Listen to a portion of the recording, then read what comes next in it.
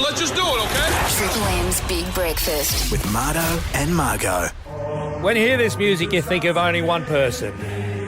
The Rabbitohs? The Rabbitohs team song, and it's John Sattler on the line. No, it's not. It's Anthony Albanese. Oh. What's he? Albo? How you going? I wish I was as good a footy player as John Sattler was. All right. Now, mate, the reason we ring you is because I see that journo a couple of weeks ago outed ScoMo as a pretend Shark supporter, and this goes on in the world of politics, and we're worried. Like someone like Margo and myself, we're wonderful Broncos fans. Margo, could you name all the years of all 6 premierships of the Bronx? Oh, geez. I know we definitely won one in 06, Yes. 2000, Yes. it you're going was backwards. 97, 98, and I Yes. think 92, 93, wasn't Correct. Albo, you see the sort of knowledge we're after? That's pretty good. Well, That's Are you pretty good. testing the knowledge of our Anthony Albanese's commitment to the Rabbitohs? Do you remember last time when you came on, we had you playing, was the quote from the Bible or Bennett? And Albo That's passed. right. Albo passed the test nicely. So I have another quiz for you, Albo. Or did you? You didn't here ring up we for a go. political chat, did you? I hope. Oh, always happy to talk the bunnies, particularly in grand final week Yes, where exactly. we're in it. Are you definitely a bona fide bunny supporter? I was a South Sydney board member, a director in the late 90s when we got kicked out of the comp and came back. Did you march And, with George Piggins and Andrew Denton? We helped organise the marches All right. there. There you I was go. on the board at that time. All right. And I came out of the womb with a red eye and a green eye. I took my son in 2014 to the grand final, and my mum took me back in 1971. Oh, do I need to be correcting? Of the South Sydney won more premierships than anyone else? We have indeed 21. In what year did the Rabbitohs win their first premiership? That's question one. 1908. Okay, one a little more modern question. Who won the Clive Churchill Medal in 2014? Sam Burgess. Jesus, that was quick. Who eh? did he break his cheekbone on? Whose head? James Graham. Oh, my God. Jesus, he's already in answered the how many. in the first hitter. Name the father's son. Well, you've already named the father. What was his son's name who played for Penrith in their grand final Scott win? Sattler. Oh, Jesus. But how about we make him go and name the song? What was the one that you And gave he up? took the winger burn out across the sideline in So in one of the great tackles of any grand final. All True right. fan Do you of know the the old rugby show league. Mastermind? If you're on Mastermind, your category wouldn't be Labor Party politics. It would be... No, it'd be South, mate. Can I check? You wanted to name, I now have it in front of me, the 1971 winning Rabbitohs team. Could I possibly get you to name it? The front row Yes. were Sattler, George Piggins, who replaced Elwyn Walters, who was injured, and John O'Neill. Yes, correct. The second row is from Bobby McCarthy McCarthy. and Gary Stevens. Oh, my God. Ronnie Coote at lock. Ronnie. Bobby Grant, Coote. halfback. Yes. Dennis Pittard was the 5'8". Yes. The Oh, God. fullback, of course, was Eric Sims. Yes. The wingers, the centres were Paul Sate and Bob Honan. The wingers were... Now, this All is right. a bit tricky because there were injuries and various things. Okay. Ray Listen. Brannigan. Yes, you're right. And I don't care. on Keith Edwards, we know you're going to say... Keith Edwards. Who was at the helm of our political charter then in 1971? Do you remember? Was it Labor or Liberal? Who was the leader of... Billy McMahon, a very... the big ears. Very, very, very forgettable Prime Minister. Yeah, the only thing you can So he's remember about him would be his well-versed, wife's dresses that she used to wear and hanging the boobs out. Anyway, Before the great Goff came in that's 72. right. Hey, enjoy the grand final. I can name the 2014 grand final, 1 to we- 13. Can too. someone turn his we, microphone we down? can't hear you. Hey, you're the best. Thanks, mate. Go the Bunnies. Anthony Albanese, thank you. Greatest political interview ever. Ever. Cheers, mate. Cheers. Triple M's Big Breakfast with Mardo and Margo. Mardo, I'm not like you. I don't sit down at 6 o'clock at night and watch the news because I have 4 children and that's impossible. So I get a lot of my news from social media. I know. follow Channel 7 and 9 and 10 and I see their updates that they put on Instagram. And I follow the Daily Telegraph because, you know, got to have my finger on the pulse, got to see what's happening in the news and the media when we're talking to the people of Brisbane. And they posted something that I that was really funny. Not news related, but Watch House, police station reviews related. And they have found... By Customers. What do you call people who go to the watch house? They have done what is your Yes. favourite? These are New South Wales police stations and why? They've got some of the reviews off some of the police stations that they've found online. Hold on. Do they do an exit survey as they let you out? They give you back your belt, your watch and your wallet and your keys and would you mind taking a survey? Just see. Yeah, can you just fill in this little form? Just let us know stars? how we are. Is it out of done 5 stars? Is it out of 5 stars? It's out of 5 stars. You and I, it's no secret, both of us have spent a little bit of time in the watch house once or twice. I wasn't there long enough. Was it Brisbane watch house both times? Yeah, both times. One was for a fray, one was for drink. A long time ago. Both of them, they taunted and humiliated me. Yes. And that's part of they don't want you to come back. No. They want to scare you into going. They don't want it to be too comfortable. Otherwise, you're, I wouldn't mind going to the watch house. Again. Great night's sleep. Well, I actually got arrested for the same thing that Reece Walsh got arrested for. Not the drug use. thing. It was more the refusing to not move moving on. on. Once I was told to move on, I just kind of wanted to ask some more questions, and I think they'd had enough of me. Right. They said, right, you're going to come with us. And I would have to say that my experience was Gold both Coast? good and bad. Gold Coast or Brizzy?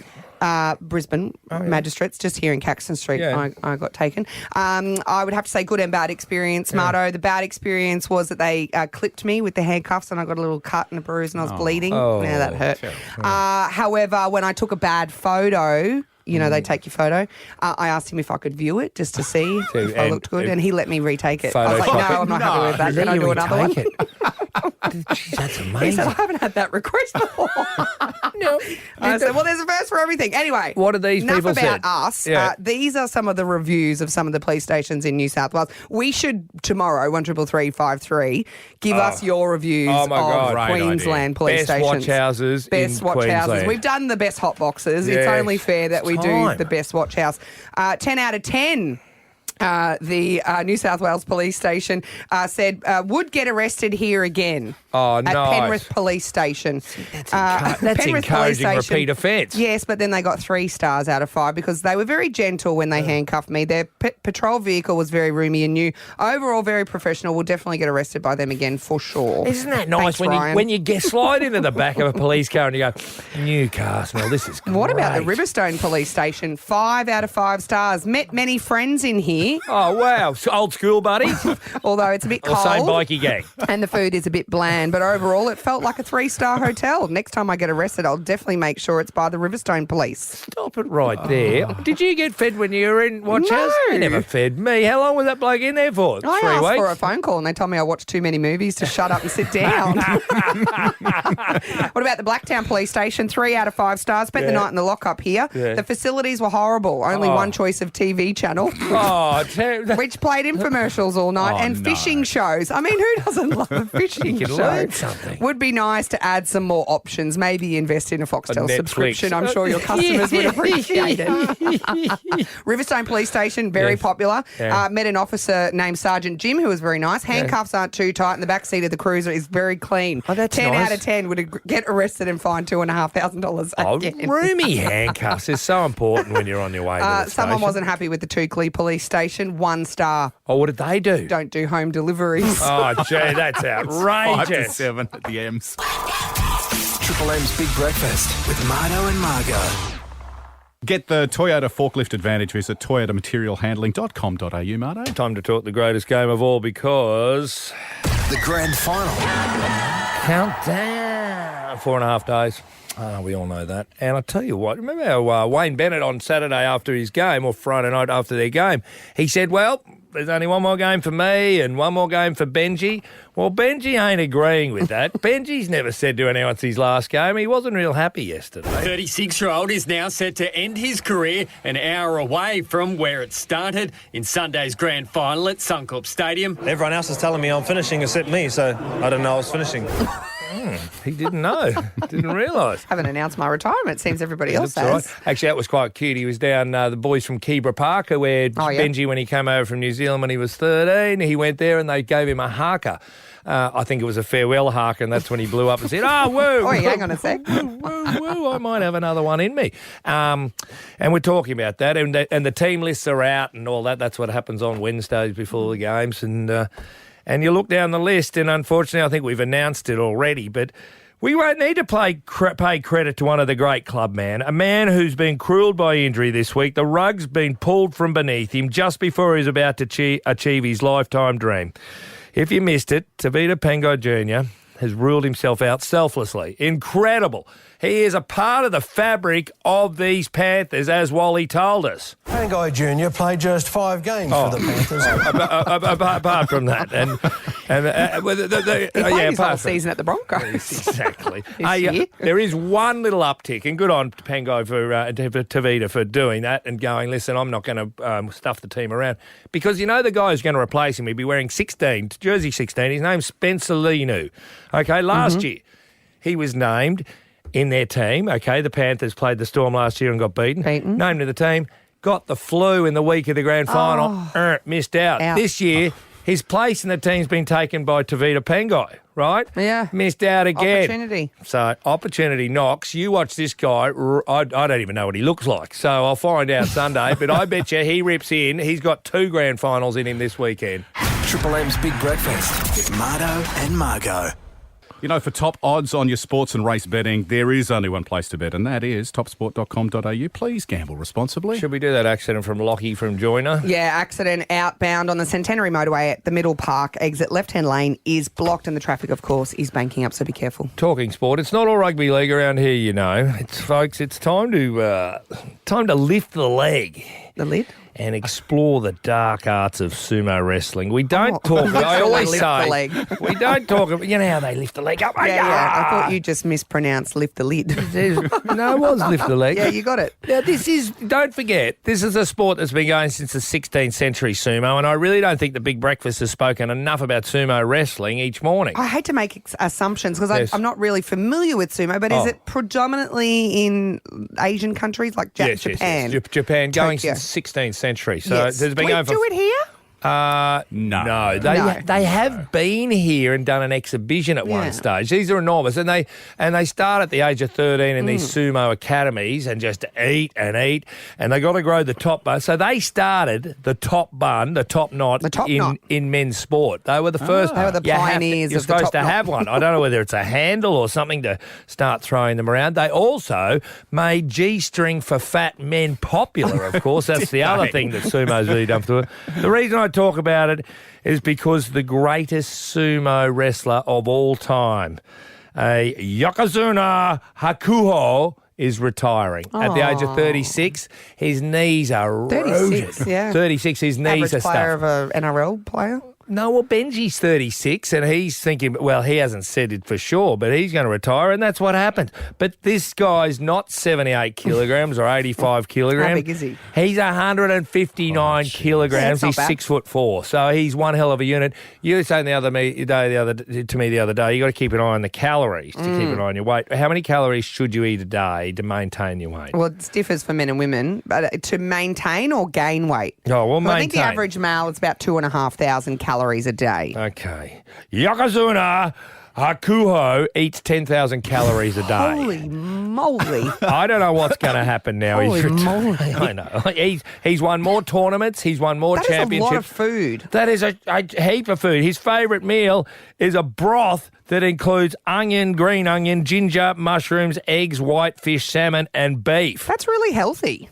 Yeah, but can you imagine how big the bowl is? The bowl's about as big as this small MG car.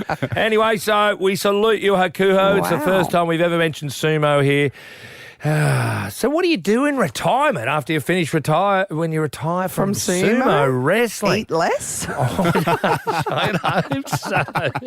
6:06. This is Triple M Morning. Start wearing normal underpants. I love the morning. The Big Breakfast with Mardo and Margo. Triple M. Oh, it's a real conundrum going on the Courier Mail front page. NRL Grand Final, 4 days to go, one stage, and then new cases have millions on edge. The key to lockdown, tough restrictions, la, la, la. And you have a look and you go, what?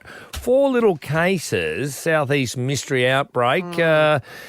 We don't know what's going on. We needed an expert. And where else do you go? To Dr. Paul Griffin, who's head of infectious diseases at the Mater Hospital. Hi, Paul. Oh, thanks for having me. Right, at what stage? I know we speculated going, Anastasia Palaszczuk's got a new boyfriend. She'll want to take him to the footy and then she'll lock down. Is there something more technical that'll cause lockdown? Look, I think it's perhaps a little bit more technical than that, yes. I mean, we're in a fairly risky position right now given the number of exposure sites and some of the movements of at least one of these cases. But I think we'd need to see at least one, maybe a couple of transmission events, so new cases related or unrelated, to then put us into a lockdown. I mean, we've shown we can handle this number of cases many times in the recent past. So, we're really on the edge at the moment. Well, we saw just back in July that with 6 cases, we went into lockdown, and they always say, we've got to get the contact tracing. Why go hard, go early. Yeah, go hard, go early. Why does it seem to be different for this? I think part of it is we've learned a lot. We've obviously got our mask mandate in place, and our vaccination rates, while well below where they need to be, are certainly higher than they were back then. So I think all of those factors would be considered. But as I say, look, I think we're really close to a lockdown. If we saw one or a few cases from here, I think then that would force their hand, really. Hey, but 52,500 people at Suncorp on Sunday night. Super spreader event potential. Why wouldn't we halve it and go, right, let's social distance every second seat? Why wouldn't they do that like they were doing in the initial stages? Because that shouldn't make a difference, should it? Yeah, look, I'm sure all those things are being considered. I mean, if we say no more cases from here, I think it would clearly be a very safe event to be at, particularly with the addition of masks. And of course, we'd ask people if they're unwell not to attend. And, we need to have high rates of testing to make sure we do find cases this week. But of course, if we see more cases, then all those options will be considered. And I understand there's a contingency even to move it to another location if they really need to. Generally, the thing that they look for is community transmission. So, transmission within the community. We just had Brisbane's river fire here with 70,000 people descending upon the South Bank parkland. And we haven't seemed to have seen any cases out of that. So it should be no different for the grand final. Yeah, that's right. I mean, obviously it depends on what happens the next few days. I mean, if we see quite a few cases pop up, then, that risk might be considered too great to go ahead with that unchanged. But, fingers crossed we don't see that many, maybe one or, maybe no cases. And then we can be very confident that event is safe to go ahead as it stands. Dr. Paul Griffin, can I ask, I saw some information that on the 24th of September when we had no local cases in the community or other sources, that Jeanette Young decided to declare the public health emergency for COVID to be extended to the 26th of December, Boxing Day. What does that mean for us as Queenslanders? I know they've been very strong on their statement about not being able to, travel interstate for Christmas, people not being able to see their families. What does it actually mean? It just means, I guess, there's a little bit of increased capacity in terms of what the public health teams can do. And, it makes sense because we're far from through all of this. And, in fact, the most challenging time may still be ahead of us when we do have to very appropriately start to relax some restrictions on travel. We will see case numbers climb. And what we need to do is make sure we still keep people safe even in that context. So, I think it's going to get more challenging, if anything, from here. And that's why we need everyone vaccinated. Hey, can I just check another angle that those rapid antigen tests, the RAT. Now, I know from November 1st, we can all buy them and test ourselves at our own home. How will this all work? Because let's say I test myself and I test positive. Will I just pretend that didn't happen?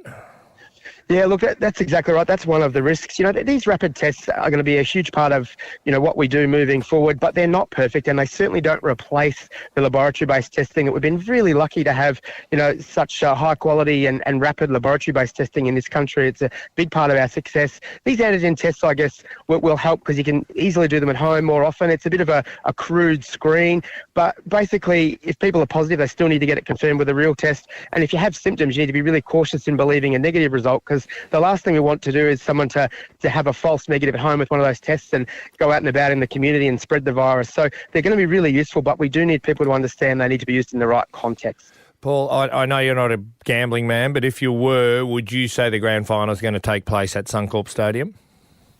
Well, I would think based on what we know right now, it's most likely that it will. Of course, if we see and who do you think will win the game? Look, I'm more of an AFL man myself. Okay. So, I've seen you at the netball, Paul. I know you love the Firebirds. Hey, mate, it's always great talking. Dr. Paul Griffin, Head of Infectious Diseases, helping us out again. Triple M's Big Breakfast with Marto and Margot.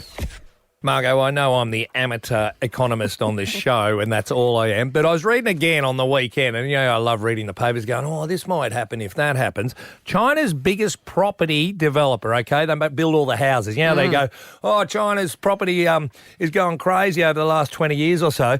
Well, it's called Evergrande, and they've got $408 billion in debt. Oh. Okay, and it can no longer, it was told you got 1 day to service your debts, otherwise you're gone. And the Chinese government, if it happened here, our government would probably jump in. Over there, the Chinese government said, nah, we might let you sort this out on your own. This is a big moment, not just for China, but for us because of how we rely on them for iron ore. I'm not qualified to comment any further on this. Okay.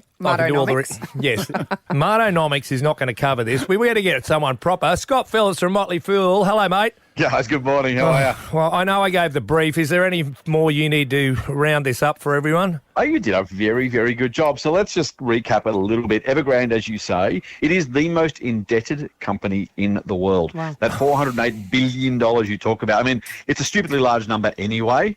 And as you say, right now, there's a stalemate between the company, the people it owes money to, and the Chinese government. And there's a bit of a Mexican standoff. If this goes badly, it can go very, very badly. If it doesn't, we'll find a way through. Why do I care? What effect does this have for us here in Australia? Right. Well, it's like the old line. The old line, if you owe the bank $100,000, you've got a problem. If you owe them $100 million, they've got a problem. And that's kind of where this comes from, right? So it's not Evergrande or even the Chinese government that matters. It's the rest of the world to whom that $400 billion is owed to. There'll be a lot of banks, a lot of borrowers who are now out of pocket by that $400 billion. That could bring some of them down altogether. And it could potentially make people wonder, who do I trust? Who do I borrow from? Who do I lend to? And that could really go up the financial works globally. So that's the why does it matter story. If there is a big credit freeze, rates could go up, debts could get called in, and it really could plunge us back into a recession of sorts, a financial recession, but still a recession. No one wants this to happen, right? It's a bit like during COVID when the banks went, well, I could foreclose on you guys because you're out of work. But if I do that, you're going to be a forced seller. Property prices plunge. I wreck my own business by foreclosing on you. I'll give you some time to get out of this one. Yep. And so what's happening right now globally is all of these guys are getting around a virtual board table and saying, well, if we make these guys default, there's $400 billion of debt we've all got to try and make up somehow or cover. Or we can say, look, let's give them another couple of weeks. Let's give them a month. Let's try and sort this out. Scott, but let's say it will get sorted out. Let's suppose that, but it'll mean that Evergrande won't be building as much, which therefore they won't be using as much of our steel, which they won't be using as much of our iron ore, and that's what's propping Australia up. No, so that's the second order effect is what happens here. The Chinese government a few months ago, maybe 12 months ago, put some rules in place as to how much these guys can borrow. Now, about a third of China's GDP is construction. They are desperately trying to build their way into prosperity. The big watch out, the big unknown is China's government is a command economy. They are trying to create the economy they want. If they get to tell the people what to do, they're a one-state country, so they get to tell people what to do.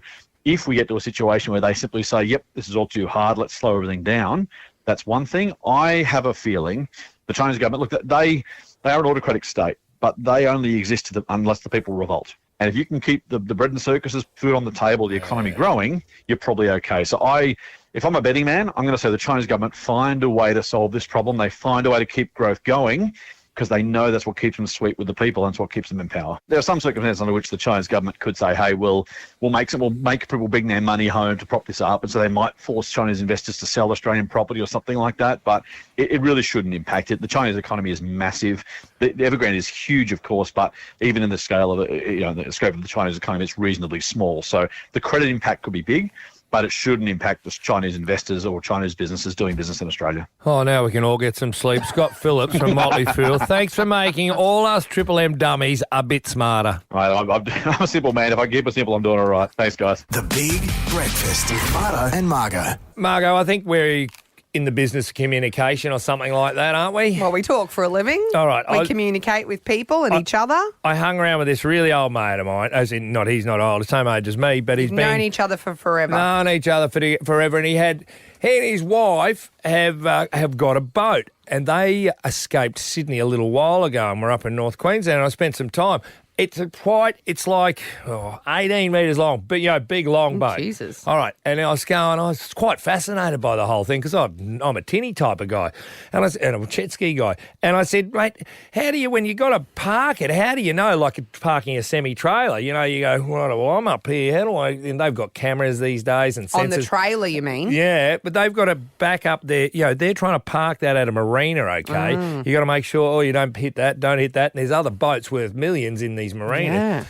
He said, well, after we lost 2 phones, they'd have a phone at each end, okay? 2 of them went into the drink when his wife dropped both of them, and that's okay. There was no blame. Well, there was a fair bit of blame.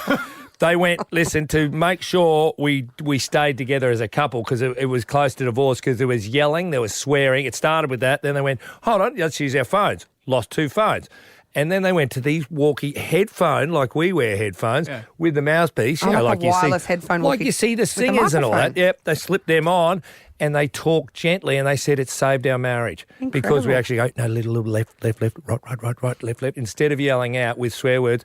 And occasionally there'll be swear words, but they're really quiet now. They've learned how to communicate over distance. It's a brilliant thing. Yeah, well, that's maybe what Corey and I need because we saw it at the caravan park because I just go, left, right hand down, backing the trailer, down, backing the van. jet ski trailer in And the van. beside the annex and the tree that we were parked in between. And I'm like, you're going to take the number plate off. Go forward, right hand down, I said. No. So forever yelling at each other. But not yesterday, the day before, we saw these 2 new vans pull in and both wives hopped out because normally when I get to the caravan park, I just leave Corey alone because I'm no help and he gets frustrated and we end up fighting. But I saw these 2 wives get out and they were directing their husbands back onto the slab and they had walkie-talkies. Oh, they had walkie-talkies? They had walkie-talkies. But it was hilarious because one of them's like, yep, left hand down, right hand down, talking into the walkie-talkie. And then he gets out to check and realises that she'd parked him on the wrong side of the slab.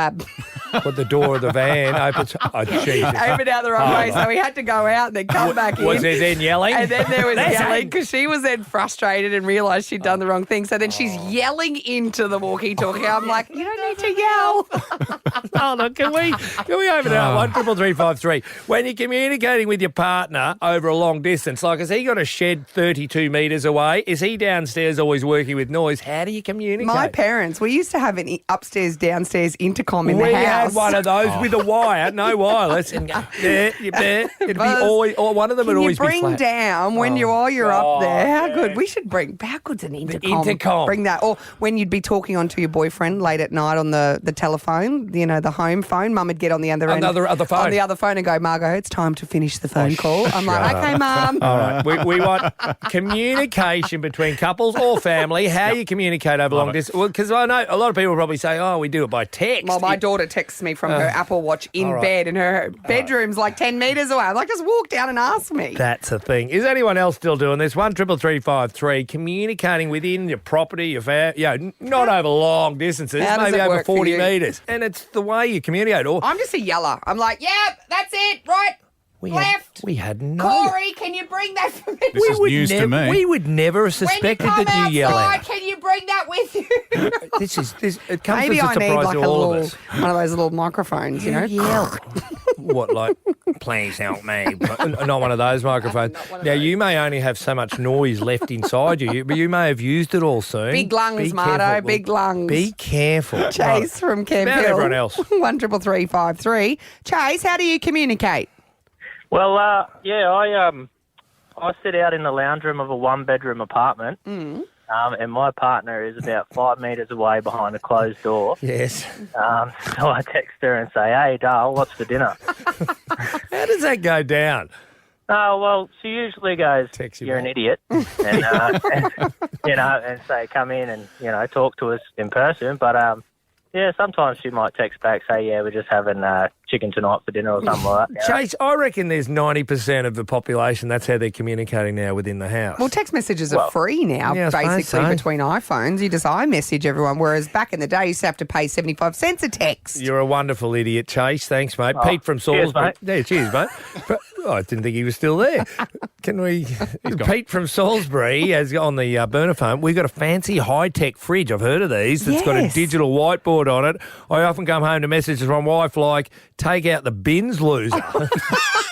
We can just get Peter from Salisbury to text what brand that is. I might need to get one of those. Oh, God. We played the bin game where you just keep pushing it down until someone eventually takes it all the way. takes it. Miff from North Ipswich, good morning.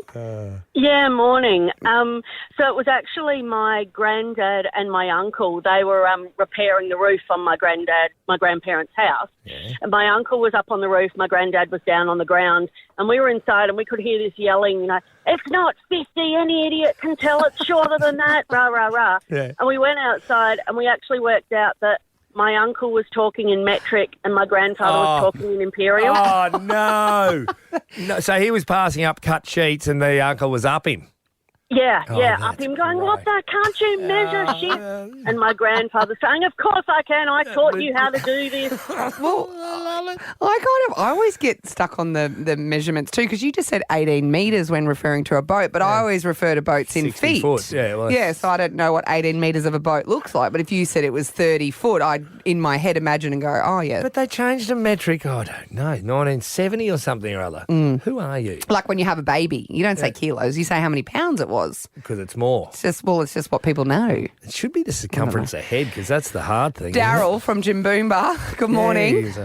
Hey, hello, how are you? Yeah, 133353. You rang because you communicate a certain way. How do you do it? Yeah, through Spotify. So I'm on my wife's Spotify. And what? Can you message on that? No. You just change the song on the other person and it comes up. All right, what's your favourite? I thought you meant you're like sending her love songs through Spotify. What's your music genre, Daryl? Well, it depends on her mood, really. You know, it's my wife, and if she's angry at me, it'll be like Ash Nico. I don't know if you've heard that. Or, she's got something nice to say to me. It'll be Fleetwood Mac or Blondie or something like that. And it'll be just certain parts of the song. And she'll bring up and it'll change on me. One way or another, I'm going to get you, I'm going to get you, What a great idea. Daryl, is it working? Is it a happy marriage we got? It's great so far. We've only been married since December. Early days, Daryl. Get back to us when it breaks up, will you? Still in the honeymoon phase and communicating via Spotify. This is Triple M. Triple M's Big Breakfast. Weekday mornings from 5:30. Amato, if I said Glastonbury, what would you think of? Music festival in England. That's correct. correct. A big one. Even I've heard of it. Correct answer for this moment in time, because the Glastonbury, which is in Britain, the music festival site has come under the microscope. The levels. No social distancing there. They probably didn't have it last year, but it's back on this year, was it? I'm not sure, but high levels of illegal drugs have been found in the river running through Britain's Glastonbury Musical Festival site. The levels of cocaine and MDMA detected in the water were so high that experts said that they could be harming wildlife downstream. That's no good. The White Lake River that runs through the festival grounds. Jeez. It's incredible. And I thought, that's not really doing any damage to anyone, is it? Because it's just like the shedding, I would assume, like COVID at Bathurst. Yeah, it's in they sewage test and the stuff. sewerage and there's the shedding. Well, what happens if a cow wanders down and has its drink out of the water? He's in for a bloody good time, isn't he? That's what he's in for. Yeah. But they did say that the damagingly high levels of cocaine had risen to levels that interfere with the life cycles of the rare and protected fish and eels. All right, now that we're swim getting, in the now water. That's serious. Yes, of course. And so I thought because there's no witnesses or anybody that can sort of attest to what it is doing to our wildlife, I've decided to borrow your special audio grabbing microphones. I know they've been to many places like Heaven,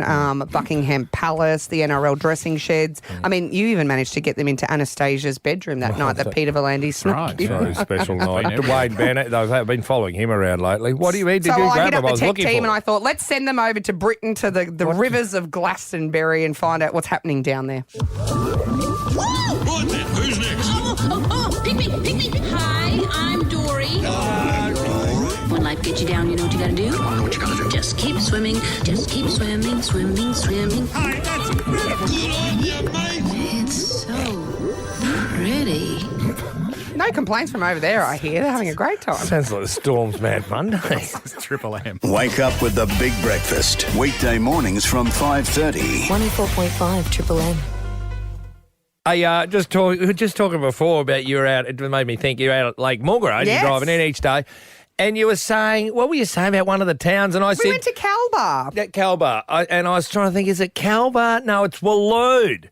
Yeah, have you been? You haven't been through Walloon yet, have you? W-A, well, it might be two L's. O-O-N, yeah.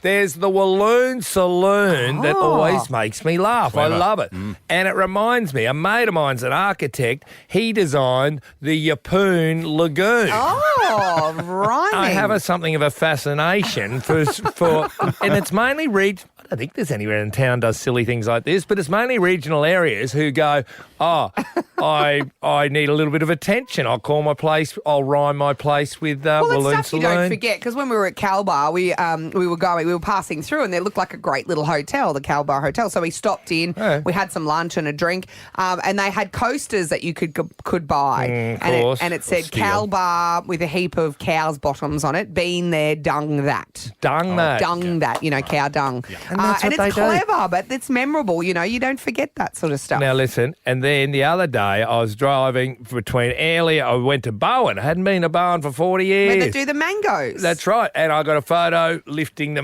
giant big mango. mango. Yeah, hilarious. And then I look and I go, oh my God, there's one of the greats. Another classic, clever landmark name, Bow and Arrow Hotel. Bow and Arrow. Nice play. Well, you know how you were naming landmarks yesterday with NRL players? It could be the Bow and Jai Arrow. Oh, my God. That's Matt Bowen Jai Arrow. Listen, as anyone, this could be the stupidest phone and no one will ring, and I'm not insulted by that. It's just that I've got three, and I figured if I've got three, maybe Somebody else has got one. They've driven to someplace and go, yeah, I can beat that. So the Bow and Arrow Hotel in Bowen, the Yeppoon Lagoon in Yeppoon, our central Queensland town, and the Walloon Saloon. And what a pub it is. Clever landmark names. That's where I'm going. Can we help out with the Carton of Brick Lane draft? I think we're going to need a bribe. Don't worry. No one's going to be ringing. What's better the bribe than beer, Mardo? That's right. Went to a bar in Nashville. Does that count? What? In Tennessee. It was called the Wild Horse Saloon Bar. No? Wild You're horses not getting in a Nashville. carton of beer for that, No. love. Let me tell you. Hold on, Well, who's don't worry. this? Hold on. Can You we said just talk no one quickly would about ring. tea towels? Now I'll get the chance. Why did our relatives collect tea towels? I don't know. You could never wipe up with them. They were just a Whatever that fabric was terrible. Fabric Just that had a horrible. print and the on it. print. What Anyway. about you, Troy, from North Lakes, 13353? Oh, Can we you got help one. Mardo out? Have you seen a landmark or a pub or something that's rhymey and catchy? No, my dad used to collect the spoons from all the small towns and teaspoons. places we used to go to. My nana did too. And he had a rack. He had a rack behind the bar, Yeah. and he had them on display of all the places that we've been. Yeah. What did he ever pull one out and use it for anything? No, No. no, it was just a trinket, like of all the places that we'd been to. We have evolved, though, because we went from teaspoons to tea towels and you couldn't really use either of those. No. Now it's all about the stubby cooler, and you Yeah, I collect suppose stubby at least, coolers yeah. as you go, and you can use those at least. Troy, Dad, The one town that sticks in my head, guys, is Safala. Where's Safala stuck out the back of Bathurst there. It's a little gold town. Not much goes on. No. Just a pub and a three-legged cat. That's it. Righto. Why did you always remember that one, Troy? Safari. Three-legged cat. That's the thing. Well- All right, let Troy finish. Apparently I was standing on the veranda when they filmed the Cars that Ate Paris in Safala. Wow. Oh, incredible. I've got to get there someday. Now move on from Troy. Anyway, Mark from we could talk teaspoons all day with Troy. Is that it? Mark from Wellington Point. Good But there's morning. more people ringing. Yeah, there you go. Yeah, good mate. Mark. What have you seen? Yeah, the loo with the view at the Lula Bar. Oh, of course. Now, I've heard of this. I haven't been inside there. Tell me, is that what it's called? The loo with the view? Yeah, it's right on the beach there, mate. Got the best view of the beach you could have. When are you sitting down or standing up with the view? Are you standing up at the urinal looking Well, at the I stand, mate. all the time? No. Sounds like a dog. All right, he's not getting a carton of beer, but he's a lovely fella. What's Nick from Ningi texted through? You've missed the worst sporting stadium in Australia, Shark Park. Oh, God, this is how low this phone segment is. Is there anyone else? Robbie from Fernvale, good morning. Oh, Robbie. Save me, Robbie. mate. Morning. Save me. Morning, gang. Yeah, good save morning, me. mate. What have you seen? At Fernvale, which is on the Brisbane Valley Highway, You know it. we have a famous pie shop. Okay, what's it called? The pie shop is on the Brisbane Valley Highway. It's not getting better. It's not getting better at all. That's great. I like that one. Robbie, do you want some beer? Oh, Christ, let's I get... would love some beer to wash someone down some those beer. pies. Well, you don't deserve it, but we're going to give it to you anyway. Brick Lane Draft. Thanks for the calls. Triple M. Yoo-hoo! Triple M's Big Breakfast. Weekday mornings from 5:30. Want $10,000? We'll see you about 7:30 this morning. Grand final tickets 8:30. Bit to give away this morning. The Big Breakfast with Marto and Margot. This is Brisbane's Triple M. Oh, Marto, where would I be without you? Well, I'll tell you where I'd be. I'd still be stuck downstairs on level 4 of the car park with a flat tyre because yesterday I left the studio here to head out back to Lake Mugra for our last day on the lake. How is Mugra? Yeah, good. I came back in there from this morning, but we're packing up today, which I've managed to get out of again. And Corey's bringing the van home today. You've probably driven in the last 3 mornings further than any of our listeners to get to work. Yeah, Good about on an you. hour and 20 to get to work each day, but it's beautiful out there. Oh, God, and the drive's actually not too bad. All right, tell everyone what Unless happened. you've got a flat tyre like I did yesterday. And I was down in the bottom level 4 basement and I come out and my car's like on a full lean-to because I'm like, oh, geez, that doesn't look right. No. Flat tyre. So I come back upstairs because there's no reception down there and I ring Marto. He's the first person I thought of. I thought I could ring RACQ or I could ring Marto. I'll ring Marto. I can't Marto, believe are I you answered still the here? phone. He says, unfortunately, yes. What do you want? Sometimes when you have your time again, you go, I wouldn't have I'm taken busy. that call. No, I just would have ignored it if I'd known what you were You calling said, I'm it. still here. I said, well, I need your help. I've got a flat tyre. Would you mind helping me? No, or shall you- I ring RACQ? And you said, I had well, a chance. I had an an opportunity to get out. And you said, oh, look, RACQ will probably be an hour or so. I'll come down and help you so, you can get out of here a bit quicker. I was like, righto.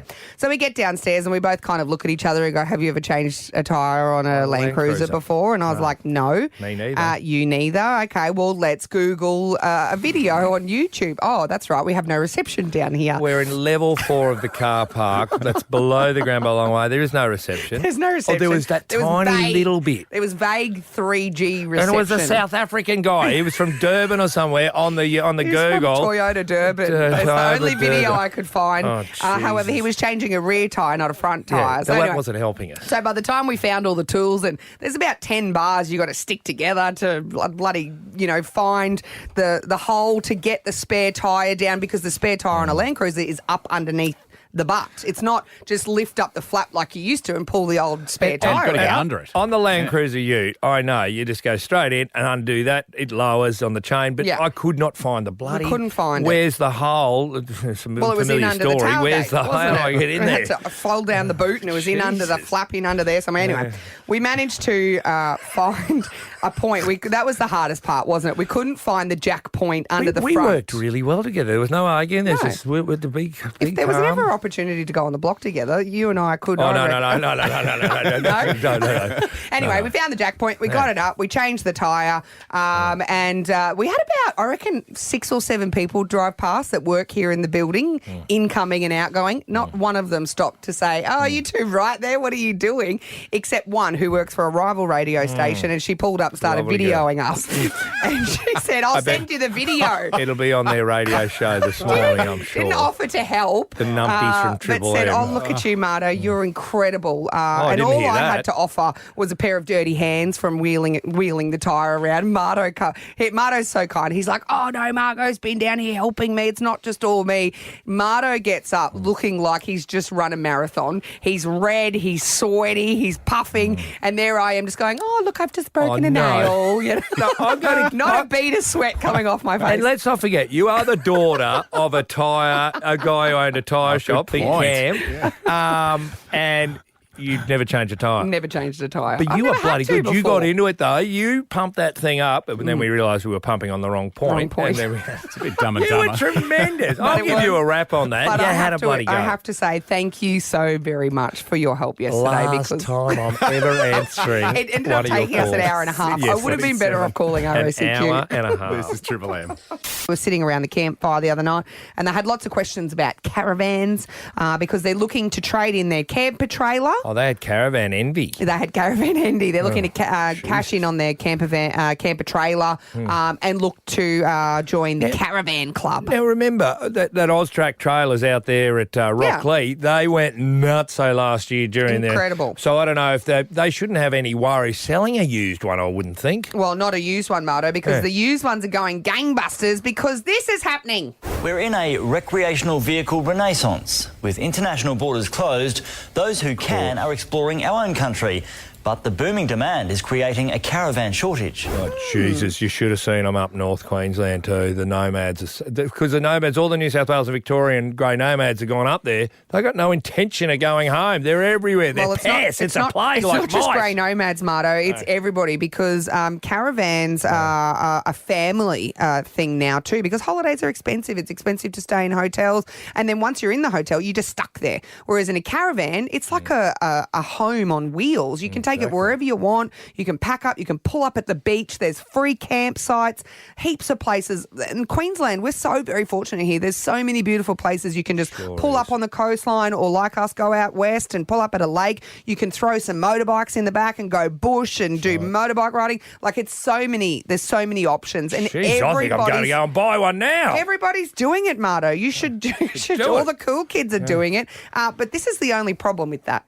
No longer just for grey nomads, families are the fastest growing recreational vehicle demographic, up 50% since the pandemic began. She said everything you just Just said. everything that I said because this is what I really wanted you to know. We haven't seen this sort of growth for decades.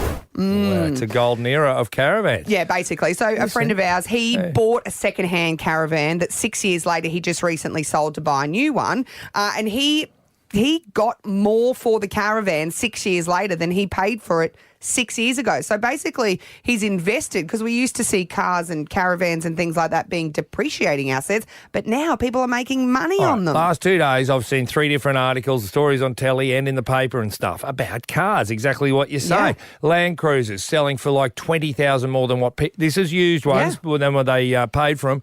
Like my can't wife's get just bought a anything new, Jimny. that's the problem. My wife's just bought a Jimny and then they tell me on the news she could sell it for $8,000 more than what she just bought it for. And you go, ooh, woo, why don't we? Friends of ours in Rockhampton bought a brand new Land Cruiser that they had on order for 8 months and they sold it for $20,000 more. Because you're right. You used to say, why would you buy a new car as soon as you drive out of the lot, You lose 20 20 grand. You've heard that story? Yeah, but now Well, not people are anymore. making money on their used vehicles. Hold on, let's open it up. 133353. How much did you make either on your second-hand car or maybe you sold caravan. a brand newie or a boat. caravan? Boats are going gangbusters too, Marto. Motorcycles. There's just not enough around because also the logistics problems getting them from overseas. People can't get cars. Tell us what you made. Have a boast about your success. Car, caravan, motorbike, boat. Anything. Victor from Warner. How are you, bro? Yeah, good, Marto. How are you, mate? What is this? A boat, a caravan, a car? No, it was my son's first car, my middle boy. Yeah. He's 22 now, but he was 16, still going to school. And every day I'd come home from work and he'd have 4 or 5 cars off of Gumtree, Facebook. Dad, what do you think? What are you thinking? No, son, no, son. Tell them no, they're dreaming, no, son. No, that's it. I came home and he goes, Dad, what about this one? And I looked at it and I said, oh, we might need to have a look at this one. This could be a deal. And righto. It was a Hilux, picked up for $3,000, and I thought that's not a bad car for first car for a kid. Yeah. He had it. We had to change the engine mount, did a few little things to it, but ripper of a car. I took my wife away on our wedding anniversary, and he rings me and he goes, this is probably, I don't know, 3 months later, Marto, and he goes, Dad, I want to sell the car. And I said, mate, it's your car, you do what you like. I got a guy who'll give me $9,000 for it. Wow. I love that. I laughed. I said, you're kidding. if he's prepared to give you $9,000, you take it and run. 200%.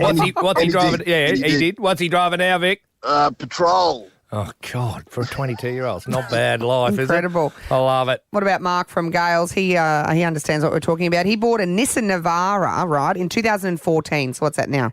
7 years ago. For $26,000, but after putting 80,000 kilometres on it, he just recently sold it for $31,000. These are golden times. It's incredible. Holly from Petrie, you got a similar story. Hey guys, how you going? Yeah, what do you got? I've got a 1990 MX-5. I bought it last year. It's got pop-up headlights and all. Is that a Mazda? Yeah. Yeah, sorry. Sexiest thing on the road. Yeah. Oh, is it just? Righto, yes. Oh, yeah. Flew up to Cairns from Brisbane to buy it and drove it back for $6,000 and can sell it now for 16. Wow, incredible. Will you sell it, Holly? Not in this lifetime. Not in this lifetime. You love it so much. Sexiest vehicle on the road. Sexiest vehicle on the road, the MX-5. You love it so much, but you know you could sell it if you were really in a bind and you needed to make some cash. You got $16,000 in your back pocket. You got 10. Yeah, if my mum was on a deathbed, maybe, but that's probably the only point. You still wouldn't sell it. No. Well, you said only maybe. Gee, I hope Mum's listening. That's virtually I love you, Mum, I think. I mean, Holly hasn't made money on a second-hand car yet, but she knows she can if she wanted to. Peter, we've been told you know this second-hand market quite well. Morning, Marta. Yes. Being a used car dealer in Brisbane for the last 20-something years, that sort of is funny sort of market we find ourselves in now. Will I make a declaration here, or do you want to? I got my Land Cruiser ute through Pete.